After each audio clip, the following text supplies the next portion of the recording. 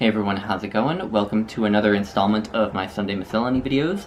For those who are new to the channel or new to this feature, this is a weekly video where I talk about the reading that I've done for the week, but also discuss some of the highlights of the music that I've listened to for the week, and talk about the movies that I've watched.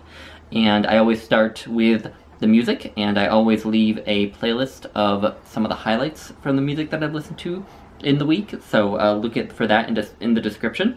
And so I listened to a fair bit of classical music this week, and the first of those was Robert Schumann's Fourth Symphony, and this is a very sort of dramatic, exhilarating piece, and I really love it. There's one movement in the very first movement that I particularly love that's just, I think, absolutely thrilling. So I'm leaving a piece from that symphony in the playlist. I also listened to some Mozart, and I listened to it actually on vinyl. This is Benny Goodman plays Mozart, his clarinet concerto and clarinet quintet, and these are absolutely wonderful, lovely playing, lovely music, and it's hard for me to parcel out which pieces from it I want to put in the playlist because it's hard for me to pick out different, movements when it's on vinyl, but I will leave the first movement from each of these pieces in the playlist. They are lovely, they're classic Mozart, they're really nice. And then I listened to Beethoven, his fourth and fifth piano concertos, and I love these pieces. They're just, again, like the Schumann, just absolutely thrilling, dramatic, lovely, and I will leave my favorite movements from both of them in the playlist, so look out for those. And then moving into some more contemporary and soundtrack music, so I listened to Sergei Prokofiev's soundtrack for Ivan the Terrible, the two-part epic directed by Sergei Eisenstein about the Russian Tsar that incensed Stalin. And the soundtrack by Prokofiev, no less, is just amazing.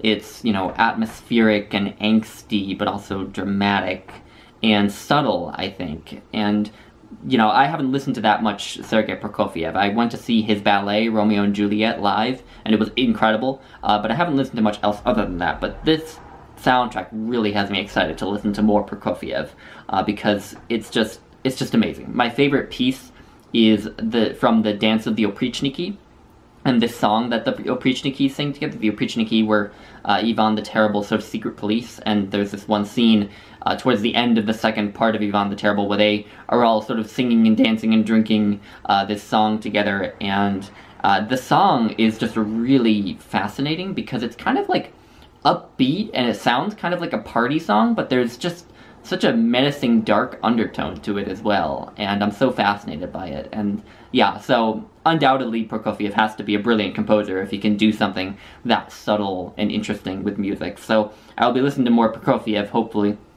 But the other piece of more contemporary classical that I listened to was an album by Johan Johansson, the great Icelandic composer. I listened to a lot of musical artists from Iceland. I don't know what is in the water over there, but I just love a lot of artists from Iceland. They just make really powerful, I think subtly moving music, and they also make music that always puts me in the mind of the landscape of Iceland as well. I don't know quite what it is over there about them, but they just write music that sounds so quintessentially Iceland to me, and I don't know what it is about it. But Fordlandia is an older album by Johansson, and it has all the classic Johansson moves in it, and it's wonderful. I will just leave the first track from it, which is about 15 minutes long.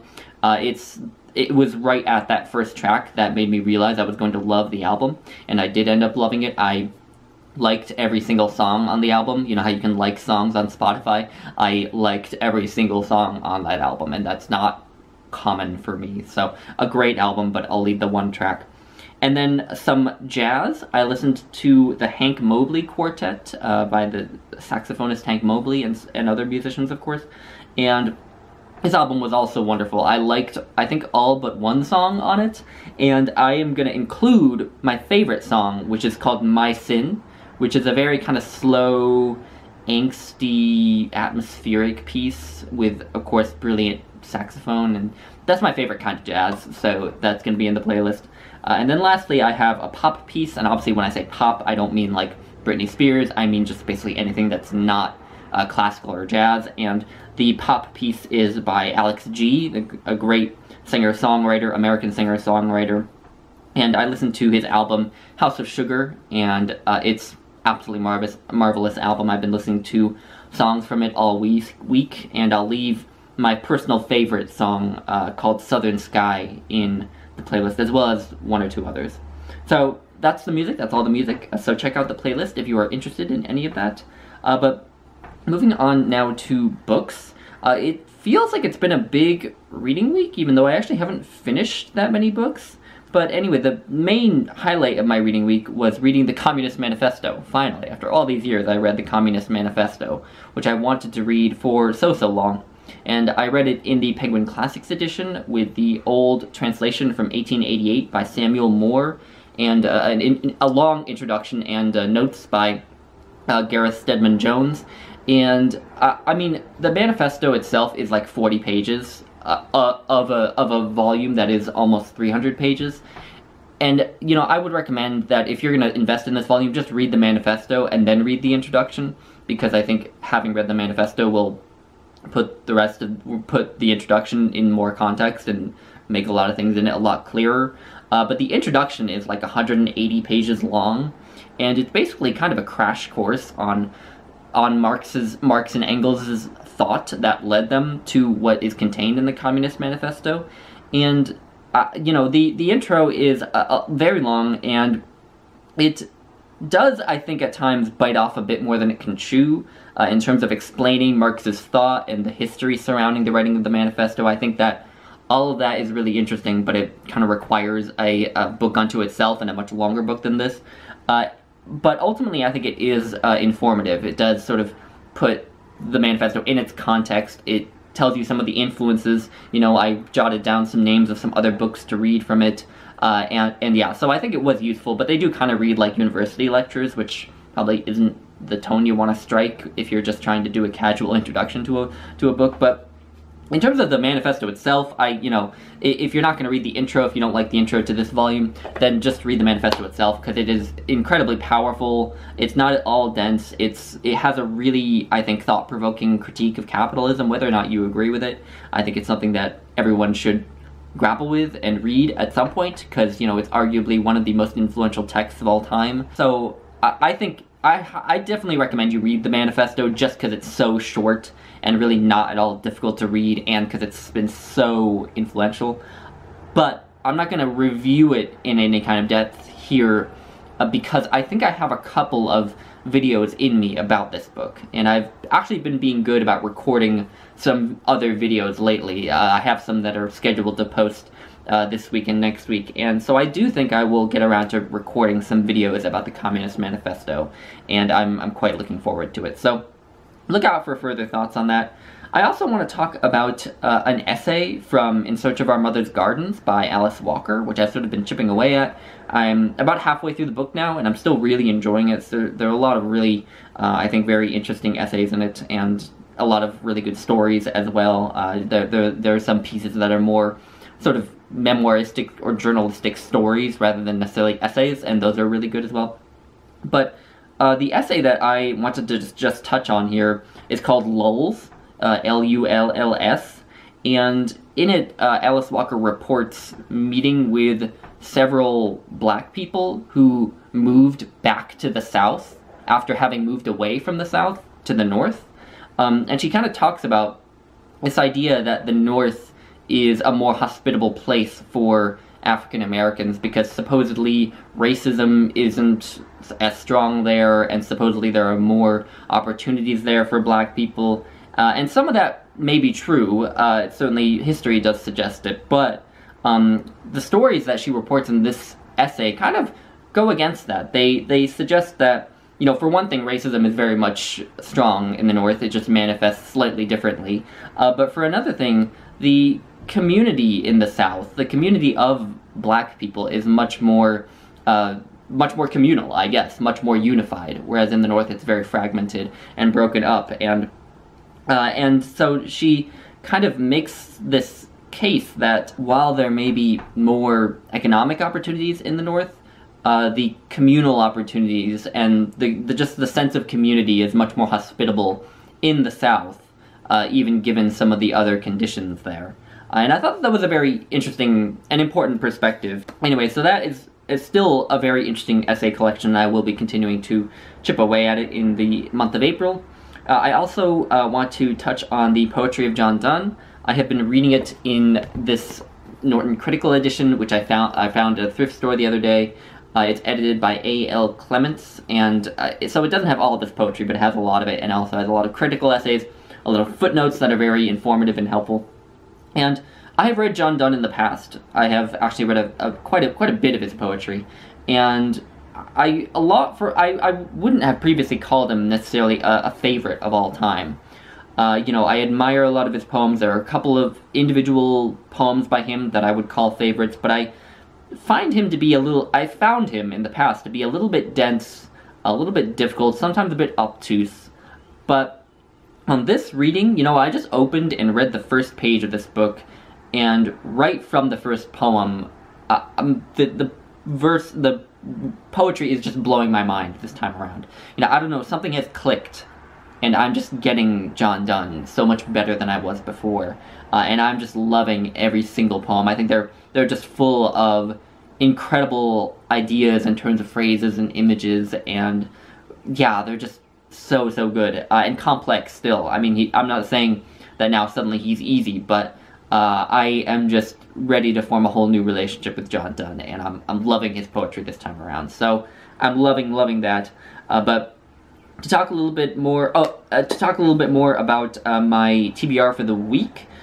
This week I have kind of a hodgepodge of things I want to get through. So I want to read The Call of Cthulhu by H.P. Lovecraft. I have a Library of America edition of tales by him that's rather thick out from the library, but all I want to read from it for now is The Call of Cthulhu, especially after my video that I posted on Wednesday about Moby Dick as science fiction and as a kind of Lovecraftian version of science fiction. I really want to actually read something by Lovecraft, and I figure I would start with his most famous story. I also want to read Nova by Samuel Delaney this week. This is a science fiction novel from, I believe, 1968, and this novel is, to a certain degree, kind of a science fiction reimagining of Moby Dick. And so again, that goes back to the video I posted on Wednesday about Moby Dick as science fiction, and so I'm intrigued by the idea of this novel taking Moby Dick and putting it in space. And I know that that's not the only aspect of the novel. It's also kind of a grail quest, among many other things. But yeah, I also just want to read more science fiction in general, so this will obviously play into that. Then I also am going to be making my way through IRL by Tommy Pico, which is kind of a long narrative poem, about 100 pages long, written sort of in the form of a text message. And it's sort of about his relationships with other people, his romantic relationships, his identity as an indigenous person, the lives of indigenous people, and also just, I think, like life in the internet age in a way, and what that does to relationships. And I'm about 40 pages into it, and it's really good so far. I'm liking it way more than I thought I was. So I will have that finished by next week, and then also going to be making my way through 1493 by Charles Mann, and that has a rather long subtitle that I can't quite remember, but basically it's about how the European discovery, quote-unquote discovery of America changed the whole world, economically, ecologically, and so on and so forth. And I have actually read the first chapter already of it, and this is a buddy read with Peg from the History Shelf and Patrice Jones, a serial commenter, and it's incredible so far. It's, I think, going to be just as good as his previous book, 1491, which was about the Americas before Columbus arrived. And yeah, I think it's just going to be just as revelatory and fascinating and gripping as that book. It's really good so far. And then lastly, I also April, on Monday, April 5th, begins Saga, where we will all be reading Njal's Saga, which is sort of this sort of epic family saga about a cycle of revenge and blood feuds and so on and so forth, about a man named Njal.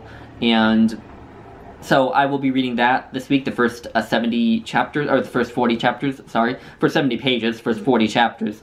And I'm so looking forward to that. That's part of why I want to listen to more musicians from Iceland, because it's the Saga-long, and I love musicians from Iceland. So yeah, anyway, so that's what I'm reading for this week, so quite a bit, but a lot of it is short, a lot of it I'll just be chipping away at, so for 1493 we're only reading one chapter per week, so just a very little bit every week. So anyway, that's the reading, that's the books.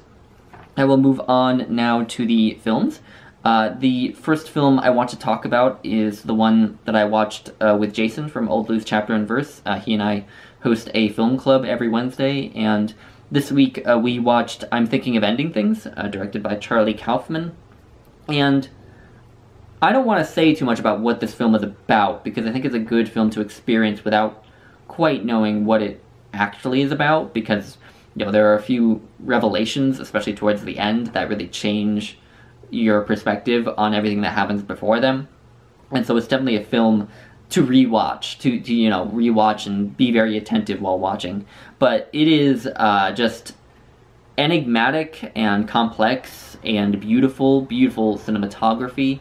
The aspect ratio is very small, so it feels sort of cramped and claustrophobic. And it has incredible acting, I think, on the whole. It's very referential to other films and to literature. And I actually think it's my favorite film of 2020 now. And I haven't watched too many films from 2020. I've watched a good handful. And this definitely, I think, takes the cake for my favorite. Because it's just one of those films that's just a bottomless pit, that you could rewatch and notice new things about it. Yeah, it's so good. I don't feel in a position to talk about it in depth, though, but it is really good. It's on Netflix, so I definitely recommend you seek it out. If you watch the trailer, that should tell you whether or not you'll like it. And then I want to move on and talk about a couple of directors. So I've been getting into a couple of directors lately, and I've watched a few of their films over the past couple of weeks. And the two directors that I'm going to talk about are Edward Yang, the great Taiwanese director, and Sergei Eisenstein, who I've obviously already touched on. And I'll start with Edward Yang. They're both obviously brilliant, but very, very different. So the three films by Edward Yang that I have now watched are The Terrorizers, Yi Yi, and Taipei Story. The Terrorizers I watched some time ago, but Yi Yi and Taipei Story I watched in the past 2 weeks, and almost all of his films take place in urban spaces. A lot of them take place in Taipei City, and I just love the way that Edward Yang captures urban spaces. When I was younger, I would have said that I wasn't a big fan of cities, but I've now kind of come around and actually do rather like visiting cities. I'm not sure I would ever want to live in a city, but I love the way that he captures cities, and he uses the landscape of cities, I think, as a part of his method of storytelling, and his way of exploring the human condition. And I think that is extremely clever and interesting. The stories that he tells are generally these kind of slice of life stories about everyday people who don't quite know what they're doing, don't quite have their shit together with their lives. There's no huge crisis in Edward Yang movies, it doesn't seem, usually. Sometimes there is a big climax. There is generally like one climactic sort of scene or moment, but generally they're very kind of calm, and they're about people who just, don't quite have their shit together. And what I think is really interesting is that they're so often about sort of regret and hope, and how hopes can be dashed, and how the things that we think will make us happy are often just sort of fleeting hopes, rather than actual, solutions for our sort of hunger for more, I guess, in a capitalistic sense. And I love them for that reason. And what that does, I think, is it makes his films actually read very much like coming-of-age stories, even though they're about characters who are from the whole age range. There are older characters, there are very young characters like children, and then there are sort of teenagers and 20-somethings, but they all feel like coming-of-age stories. Even the people who are adults and are very, very young, and possibly younger than we would normally expect a coming-of-age story to take place. And I think that that's such an interesting perspective on life. This idea that coming of age isn't something that happens at one point in your life. You're always kind of having these stops and starts. You might have one revelation at one point in your life, but then but then obviously life continues and you develop more problems that need solving. And so this idea that, you know, we come of age at a certain point in our lives is kind of false. You know, we're always running into new problems, and we can have, you know, quarter-life crises or half or midlife crises or something like that. Some people probably have three-quarter-life crises, and I think that that's such an interesting perspective on the human condition. His films are really pessimistic. They can be kind of a little dark. I wouldn't call them bleak or dark, but they are pessimistic. You know, a lot of these characters often end up not quite being able to solve their problems. I think that's another very realistic way that he portrays the human condition. His characters don't usually find their way exactly. They just settle, you know, for something that is bearable, you know, and I think that that's so true to life and such an interesting way of exploring the human condition. But again, it's not misanthropic, it's not bleak, it's not depressing. In fact, I actually take a lot of joy in watching his movies, and part of that is just the way that they're shot. They're taken in a lot of really long takes, often static long takes, not moving long takes like in a Tarkovsky film. And that seems very influenced by Yasujiro Ozu, who seems to have had a lot of influence on Taiwanese directors in particular. I don't know what it is about Ozu that particularly influenced directors in Taiwan, but it just seems like the few Taiwanese films that I've seen by Edward Yang and Hao Xiaoshen seem very Ozu influenced, and I think that's interesting that Ozu should have had such an influence on Taiwanese directors in particular. But yeah, a lot of static long takes. But the fact that so many of his long takes are static really brings your attention to where he does move the camera, and I think that he uses that in very interesting ways. And you know, what I also take joy in his movies is also just where they take place. So they take place in urban spaces, but they also take place in the homes of his characters, obviously. And the homes of the characters in these movies are always just filled with books and music and art, and they're always so nice looking. And for some reason, I'm finding that I really, really like movies that take place in, like, houses that I would like to live in, you know? And you know, I won't like a movie just because of that setting, but I am finding that I do really love movies that take place in kind of immaculate, beautiful houses or apartments or something. And I also just love directors who very much use music, especially classical music, and Edward Yang doesn't use classical music in as sort of symphonic a way as like Terrence Malick does, but he does use it very gently, and it does tend to make appearances in his work. So I am really loving Edward Yang. I think the next film I want to see by him is A Brighter Summer Day. And I also want to watch his film That Day on the Beach, but that Day on the Beach isn't on YouTube. A lot of his films are on YouTube, by the way, if you want to look them up. But I also would like to see Mahjong and A Confucian Confusion. But yeah, I basically want to see all of his films.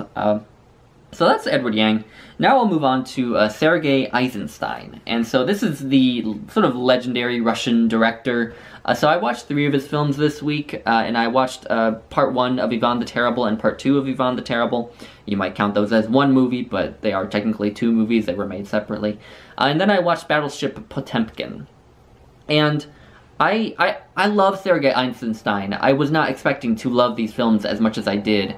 And what I love about his films, and this is apparent in all 3 of these films that I've seen, I really also want to watch Alexander Nevsky, which also has a soundtrack by Prokofiev, which is supposed to be one of the greatest, if not the greatest, soundtracks ever written. And what I love about Eisenstein is that his films aren't about the screen. They are about the story, obviously. They're about what's happening on the screen, but the acting, the story itself, the cinematography and the music aren't exactly in service to the story itself in the movie, so much as the story itself in the movie as it's written in the screenplay and done by the actors, and the cinematography and the music and the editing all work in concert to tell the story. So, you know, yeah, so the visual aspect and the audio aspect tell a lot of, just as much of the story as the acting and the speaking and the dialogue and so on. And that's just what I love about Eisenstein, and I think that's a common theme in a lot of my favorite films, is that they're not so much, you know, dramas, you know, they're not so much like a play that you've just put on camera. They're like a painting in motion, more like, you know? and that opens them up to a lot of interpretation, and yeah, I just loved all three of these films. The Odessa Steps sequence in Battleship Potemkin is this legendary sequence that has influenced a lot of directors, and I can totally see why, because it's amazing, it's so cool, and actually really, like, suspenseful, you know? Like, I was on the edge of my seat during that sequence, and I was really surprised by Battleship Potemkin as well. So for those of you who don't know the story of that movie, it's about this ship called the Potemkin, where the sort of everyday crew members rise up and take over the ship from the officers who are, like, mistreating them and feeding them meat full of maggots and so on and so forth. And so they take over this battleship, and then Odessa, the city of Odessa, the people from the city of Odessa sort of join in with that revolt. But then at the end of the movie, there's this fleet that comes for them, obviously, because they're in revolt. But what happens at the very end, and I don't think this is too much of a spoiler, because, like, it's not a movie that relies very much on, like, some sort of plot twist, so I don't feel that bad revealing the ending. But at the end, this whole fleet is aiming its guns at the Potemkin as it's piloted by these rebels. But then the gunmen on all the ships in the Russian fleet refuse to fire. And so the Potemkin is allowed to go free. And, like, when I describe it like that, it sounds so corny. But, like, while I was watching it, I was, like, really, like, swelling with emotion about it. I was like, oh my god, I could shed a tear. Like, they didn't fire. It was just amazing. And, you know, Eisenstein must just do a lot to make you sympathize with these rebels, and just feel that inspiring story. And, yeah, I thought it was so good, and really, again, beautifully shot, like a painting in motion. There are particularly some of the shots of the ships sailing are really kind of interesting, and I think very sort of almost expressionistic in a way, I guess. Yeah, it's just quite a movie. And then Ivan the Terrible, I mean, the acting by, I can't remember I'm gonna forget the actor's name now. Nikolai Chekrasov, is that his name? But the actor, I think he's just amazing. All the acting in Ivan the Terrible is just a little bit over the top, but I think it's just enough over the top to be suitable for the setting. And I love it. I think the actor is just mesmerizingly mad as Ivan. You know, it's just amazing. You know, Ivan the Terrible is the first film that's in a language I don't understand, where I actually felt like I could probably turn off the subtitles and just enjoy it as, like, an audio-visual experience rather than needing to have any sort of, you know, idea of what's going on. It's just amazing. There are some just gorgeous shots from it. And, you know, what I think is great about Eisenstein as well is that there's always these sort of symbols that recur throughout a film. So you'll often see this one symbol or motif that appears at the beginning, and then it'll appear again in the middle or at the end, but you'll see it in a very different light. You know, it'll kind of turn the meaning of that symbol on its head. And I think that that's brilliant as well. Anyway, yeah, so I've had a good couple of weeks in film. I do want to watch Alexander Nevsky before my next Miscellany video, so hopefully I can review that. But anyway, that's what I have for this week. I hope you all enjoyed, and I will talk to you all later. Bye.